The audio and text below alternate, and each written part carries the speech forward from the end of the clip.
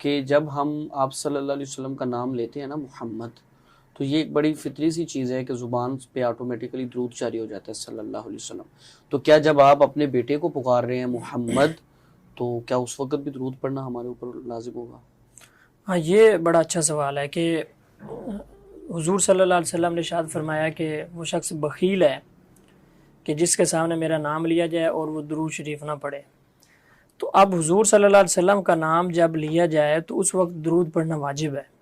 تو اگر کسی اور شخص کا نام محمد ہو تو وہ جب ہم لیں گے یا اس کو پکاریں گے تو اس وقت اگر درود نہیں پڑھیں گے تو کیا ہم گناہ گار ہوں گے، یا اس وقت درود شریف پڑھنا چاہیے یا نہیں پڑھنا چاہیے؟ تو یہ بات کلیئر ہونی چاہیے کہ محمد جب ہم کہیں گے صلی اللہ علیہ وآلہ وسلم، اس سے مراد جب حضور صلی اللہ علیہ وسلم کی ذات اور شخصیت ہوگی تب درود پڑھنا چاہیے اور پڑھنا واجب ہے. لیکن جب کسی اور شخص کا نام ہے اس کو پکارا جائے گا تو اس وقت درود نہیں پڑھا جائے گا، بلکہ نہیں پڑھنا چاہیے، چونکہ وہ خاص حضور کے نام کے ساتھ خاص ہے. تو ایک نام جس طرح کئی اشخاص کا ہو سکتا ہے، تو مثلا جو کام میں نے آپ سے کہنا ہے تو آپ کا نام بھی مزمل ہے، تو ان کا نام بھی مزمل ہے. تو جو کام میں نے آپ سے کہنا ہے نام آپ کا ہی لوں گا تو کام آپ کو اور کہوں گا، اس کو اور کہوں گا.